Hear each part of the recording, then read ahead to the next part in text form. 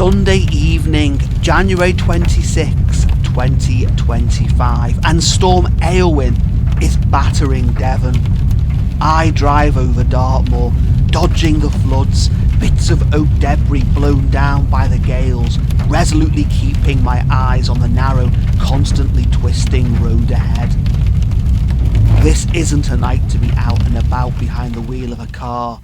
It's a night to be sat by a fire, glass of something soothing to hand, a ghost story on one's lips.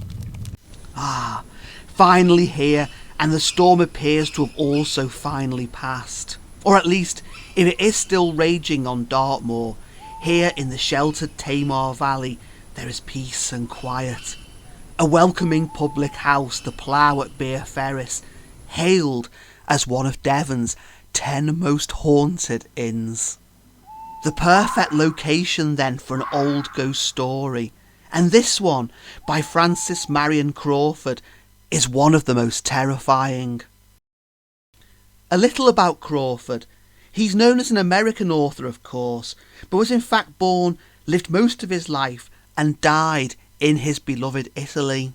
A prolific author, he published over 40 novels set mainly in Italy herself. But this curiosity, a 1908 ghost story featuring vengeance from beyond the tomb, has Cornwall as its stage. The screaming skull comes in the form of a monologue. That is, an old sea captain retired to a remote old manor house in deepest, darkest Cornwall entertains a visiting friend, and so we hear the story told in his own voice. The captain would have known Liverpool, then one of the busiest ports in the world. He might even have hailed from the place himself. Perfect then, for a Liverpudlian like myself to read aloud. Enough scene setting. Grab a drink from Sarah, the Plough's friendly landlady, and join me by the fire. Oh, look down at your feet first. 'Tis small wonder the Plough's haunted when you see its flagstone floor is made from old gravestones. Right then, let's begin.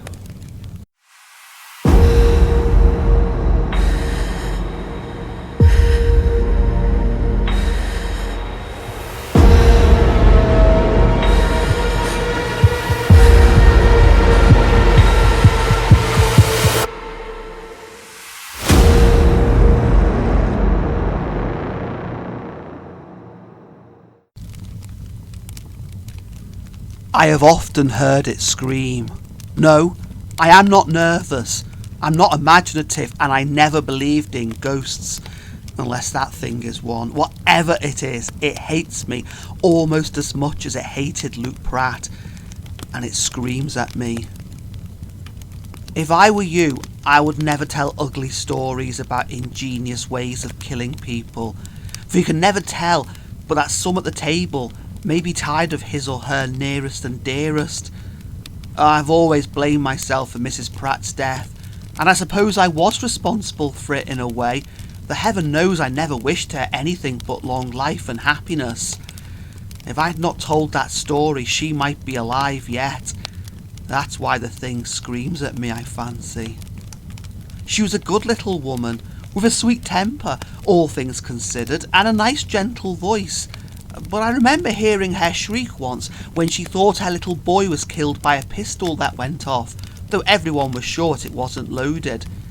It was the same scream, exactly the same, with a sort of rising quaver at the end. Do you know what I mean?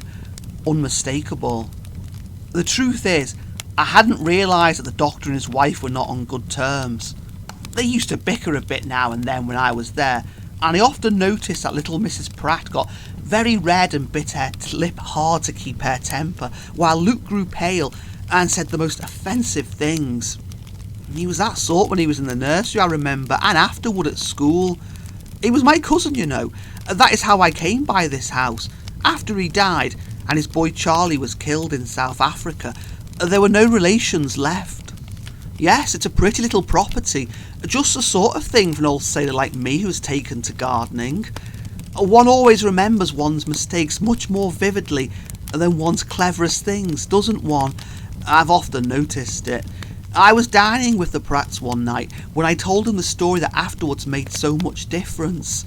It was a wet night in November and the sea was moaning. Hush, if you don't speak, you'll hear it now.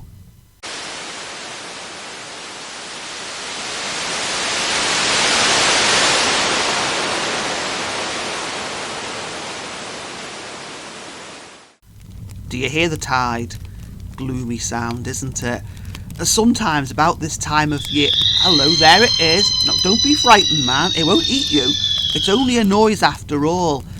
But I'm glad you've heard it, because there are always people who think it's the wind or my imagination.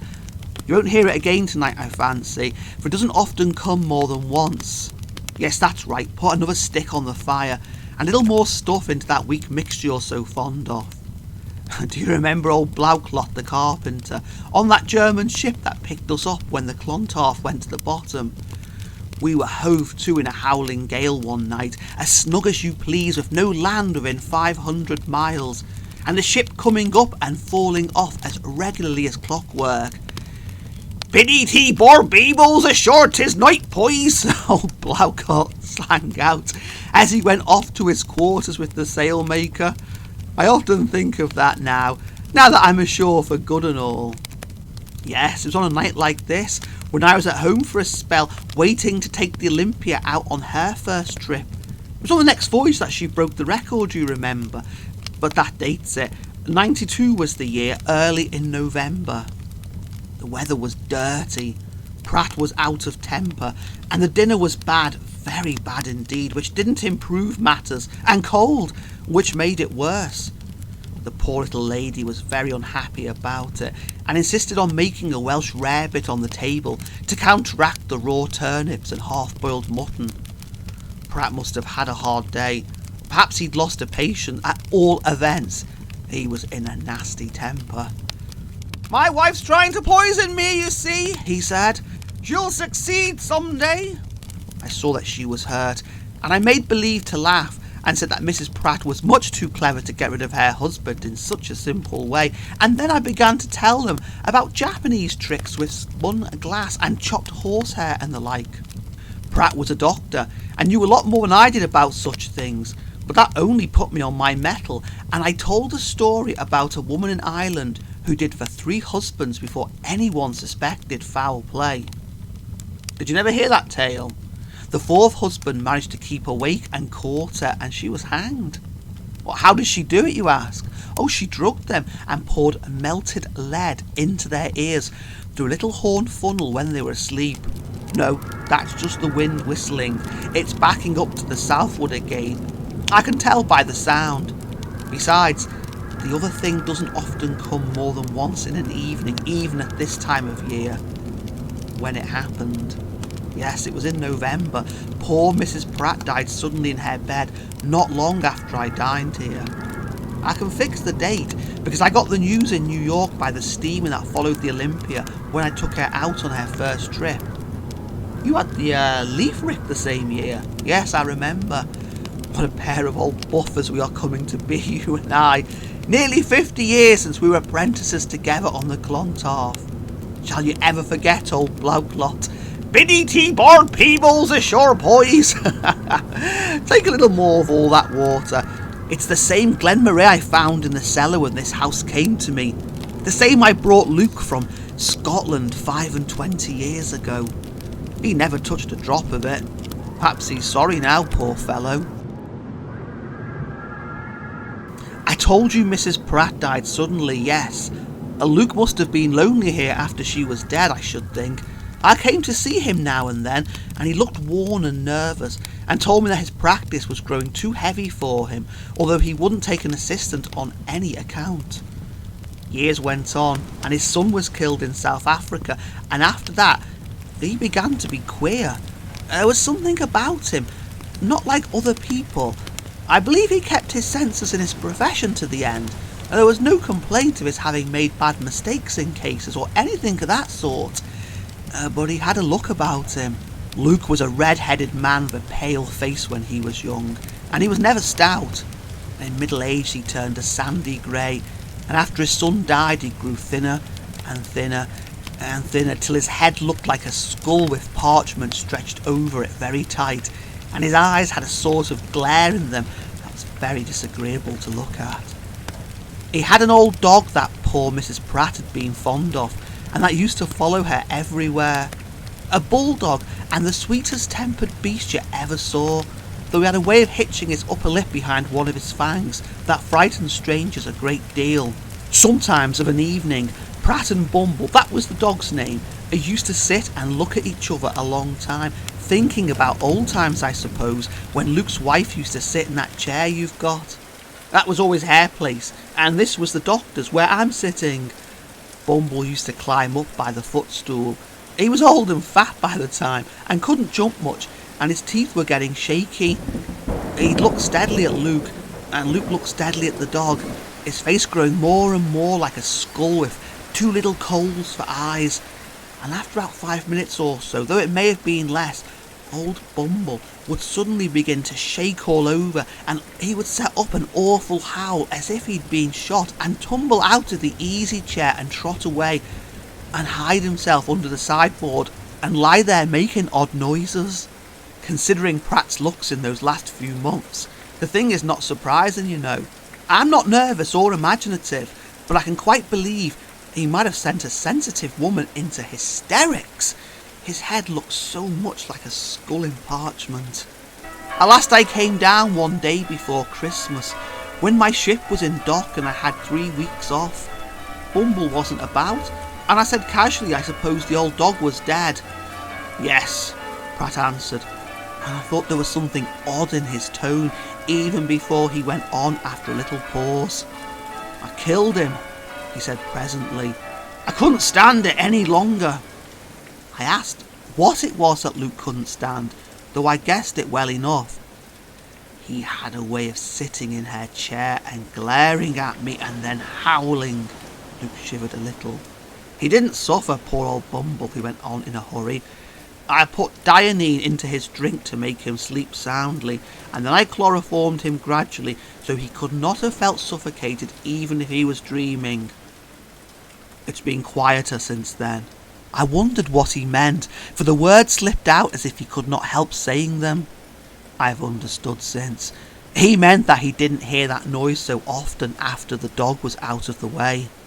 Perhaps he thought at first it was old Bumble in the yard howling at the moon. Well, there's not that kind of noise, is it? Besides, I know what it is, if Luke didn't. It's only a noise after all, and a noise never hurt anyone yet, but he was much more imaginative than I am, and no doubt there really is something about this place that I don't understand.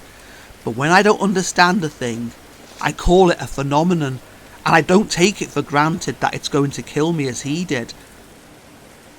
I don't understand everything by long odds, nor you, nor does any man who's been at sea. We used to talk of tidal waves, for instance, and we could not account for them. Now we account for them by calling them submarine earthquakes, don't we? And we branch off into 50 theories, any one of which might make earthquakes quite comprehensible if we only know what they actually are. I fell in with one of them once, and the inkstand flew straight up from the table against the ceiling of my cabin. The same thing happened to Captain Lecky. I dare say you read about it in his Wrinkles. Very good. If that sort of thing took place ashore, in this room, for instance, a nervous person would talk about spirits and levitation and 50 things that mean nothing, instead of just quietly setting it down as a phenomenon that has not been explained yet. My view of that voice, you see. Besides, what is there to prove that Luke killed his wife? I wouldn't even suggest such a thing to anyone but you. After all, there was nothing but the coincidence that poor little Mrs. Pratt died suddenly in her bed a few days after I told that story at dinner. Luke got the doctor over from the next parish, and they agreed she'd died of something the matter with her heart. Why not? It's common enough. Of course, there was the ladle. I never told anyone about that, and it made me start when I found it in the cupboard in the bedroom. It was new, a little tinned iron ladle that hadn't been in the fire more than once or twice, and there was some lead in it that had been melted and stuck to the bottom of the bowl, all grey with hardened dross on it. But that proves nothing. A country doctor is generally a handy man who does everything for himself, and Luke may have had a dozen reasons for melting a little lead in a ladle. He was fond of sea fishing, for instance, and he may have cast a sinker for a nightline.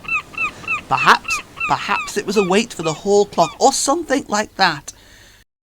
All the same, when I found it, I had a rather queer sensation, because it looked so much like the thing I described when I told him the story. Do you understand? It affected me unpleasantly, and I threw it away. It's at the bottom of the sea, a mile from the spit, and it will be jolly well rusted beyond recognising if it's ever washed up by the tide. You see, Luke must have bought it in the village years ago, for the man sells just such ladles still. I suppose they're used in cooking. In any case, there was no reason why an inquisitive housemaid should find such a thing lying about, lead in it, and wonder what it was, and perhaps talk to the maid who heard me tell the story at dinner, for that girl married the plumber's son in the village, and she may remember the whole thing. You understand me, don't you? Now that Luke Pratt is dead and gone, and lies buried beside his wife, with an honest man's tombstone at his head, I shouldn't care to stir up anything that could hurt his memory. They're both dead, and their son too. There was trouble enough about Luke's death as it was. How? Oh, he was found dead on the beach one morning, and there was a coroner's inquest. There were marks on his throat, but he hadn't been robbed. The verdict was that he'd come to his end by the hands or teeth of some person or animal unknown, for half the jury thought it might have been a big dog that had thrown him down and gripped his windpipe, though the skin of his throat wasn't broken. And no one knew at what time he had gone out, nor where he had been. He was found lying on his back above high water mark, and an old cardboard bandbox that had belonged to his wife lay under his hand, open. The lid had fallen off. He seemed to have been carrying home a skull in the box. Doctors are fond of collecting such things. It had rolled out and lay near his head, and it was a remarkably fine skull, rather small, beautifully shaped, and very white with perfect teeth. That is to say, the upper jaw was perfect, but there was no lower one at all when I first saw it. I found the skull when I came here. You see, it was very white and polished, like a thing meant to be kept under a glass case, and the people didn't know where it came from, nor what to do with it, so they put it back into the bandbox and set it on the shelf of the cupboard in the best bedroom, and of course they showed it to me when I took possession. I was taken down to the beach too, to be shown the place where Luke was found, and the old fisherman explained just how he was lying and the skull beside him. The only point he couldn't explain was why the skull had rolled up the sloping sand towards Luke's head instead of rolling downhill to his feet. It didn't seem odd to me at the time. I've often thought of it since. The place is rather steep. I'll take you there tomorrow if you like. I made a sort of cairn of stones there afterward. When he fell down, or was thrown down, whichever happened, the bandbox struck the sand and the lid came off and the thing came out and ought to have rolled down, but it didn't. It was close to his head, almost touching it, and turned with the face toward it. I say it didn't strike me as odd when the old man told me, but I couldn't help thinking about it afterward again and again, till I saw a picture of it all when I closed my eyes, and then I began to ask myself why the plaguey thing had rolled up instead of down, and why it stopped near Luke's head instead of anywhere else, a yard away for instance. You naturally want to know what conclusion I reached, don't you? None that at all explains the rolling, at all events, but I got something else into my head after a time that made me feel downright uncomfortable. Oh, I don't mean anything supernatural. There may be ghosts, there may not be. If there are, I'm not inclined to believe they can hurt living people except by frightening them. And for my part, I'd rather face any sort of ghost than a fog in the channel when it's crowded. No, what bothered me was just a foolish idea, that's all, and I can't tell how it began, nor what made it grow, till it turned into a certainty. I was thinking about Luke and his poor wife one evening over my pipe and a dull book, when it occurred to me that the skull might possibly be hers, and I never got rid of the thought since. You'll tell me there's no sense in it, no doubt, that Mrs. Pratt was buried like a Christian and is lying in the churchyard where they put her, and that it's perfectly monstrous to suppose her husband kept her skull in her old bandbox in his bedroom.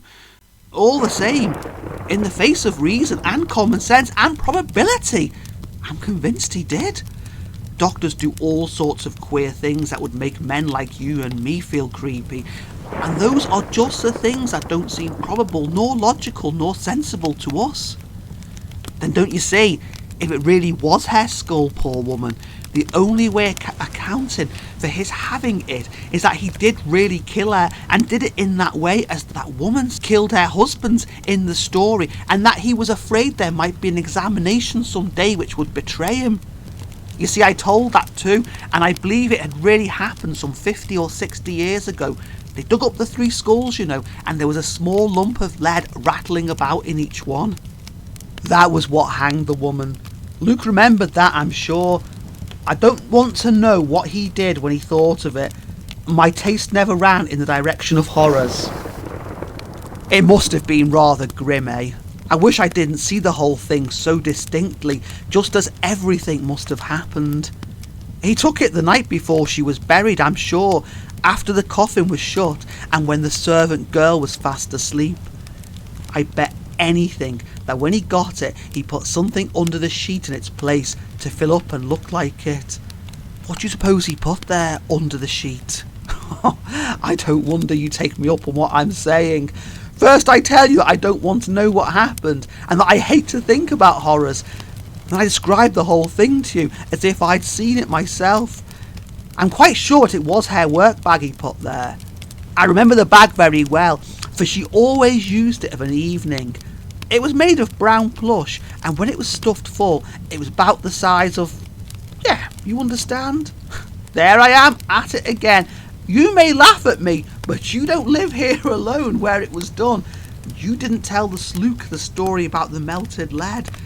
No, I'm not nervous, I tell you, but sometimes I begin to feel that I understand why some people are. I dwell on all this when I'm alone, and I dream of it, and when that thing screams, well, frankly, I don't like the noise any more than you do, though I should be used to it by this time. I oughtn't to be nervous. I sailed in a haunted ship. Yeah, there was a man in the top, and 2/3 of the crew died of the West Coast fever inside of 10 days after we anchored, but I was all right then and afterwards. I've seen some ugly sights too, just as you have, and all the rest of us sailors. Nothing ever stuck in my head in the way this thing does. You see, I've tried to get rid of the thing, but it doesn't like it. It wants to be here in its place, in Mrs. Pratt's bandbox in the cupboard in the best bedroom. It's not happy anywhere else. How do I know this? Because I've tried it. You don't suppose I've not tried, do you? As long as it's there, it only screams now and then, generally at this time of the year. But if I put it out of the house, it goes on all night, and no servant will stay here 24 hours. As it is, I've often been left alone and have been obliged to shift for myself for a fortnight at a time. No one from the village will ever pass a night under this roof now, and as for selling the place or even letting it, out of the question. The old women say that if I stay here, I shall come to a bad end myself before long. You smile at the mere idea that anyone could take such nonsense seriously. Quite right. It's utterly blatant nonsense. I agree with you. Didn't I tell you it's only a noise after all when you started and stared and looked around as if you expected to see a ghost standing behind your chair? I may be all wrong about the skull, and I like to think I am when I can. It may just be a fine specimen which Luke got somewhere long ago, and what rattles about inside when you shake, it may be nothing but a pebble or a bit of hard clay or anything.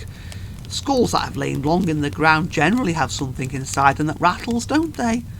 No, I've never tried to get it out, or whatever it is. I'm afraid it might be lead, don't you see? And if it is, I don't want to know the fact, for I'd much rather not be sure. If it really is lead, I killed her quite as much as if I'd done that deed myself. Anyone must see that, I should think. But as long as I don't know for certain, I have the consolation, nothing else, of saying that's all utterly ridiculous nonsense, that Mrs. Pratt died a natural death, and that the beautiful skull belonged to Luke when he was a student in London. But if I were quite sure, I believe I should have to leave the house. Indeed, I do most certainly. As it is, I had to give up trying to sleep in the best bedroom where the cupboard is. You ask me why I don't throw it into the pond. Yes, but please don't call it a confounded bugbear. It doesn't like being called names. There! Lord, what a shriek. I told you so. You're quite pale, man. Fill up your pipe and draw your chair nearer to the fire and take some more drink. Old Scotch never hurt anyone yet. I've seen a Glaswegian in Java drink half a jug of that whisky in a morning without turning a hair. I don't take much myself because it doesn't agree with my rheumatism, but you're not rheumatic and it won't damage you. Besides, it's a very damp night outside. The wind is howling again and it will soon be in the southwest. Do you hear how the windows rattle? The tide must have turned too by the moaning. Well, we should not have heard the thing again if you had not said that. I'm pretty sure we should not. Oh yes, if you choose to describe it as a coincidence, you are quite welcome, but I would rather you should not call the thing names again, if you don't mind. It may be that the poor little woman hears, and perhaps it hurts her, don't you know? A ghost? No, no, you don't call anything a ghost that you can take in your hands and look at in broad daylight and that rattles when you shake it. Do you now? But it's something that hears and understands. There's no doubt about that. A cliffhanger and no mistake. Crawford's brilliant ghost story builds tension and fear like a steadily rising Atlantic tide or an oncoming ocean storm racing towards Cornwall. Likewise, I can hear tonight's storm has returned outside. Rain drives at the ploughwind's windows, whilst the wind howls through Beer Ferris like a banshee. The Screaming Skull is quite a long story, and the pub's landlady Sarah has just called last orders. Time for me to leave the fireplace and venture back outdoors and into the tempest. I'll be back in a couple of days' time, though, to read part 2 of The Screaming Skull. Until then, good night, God bless.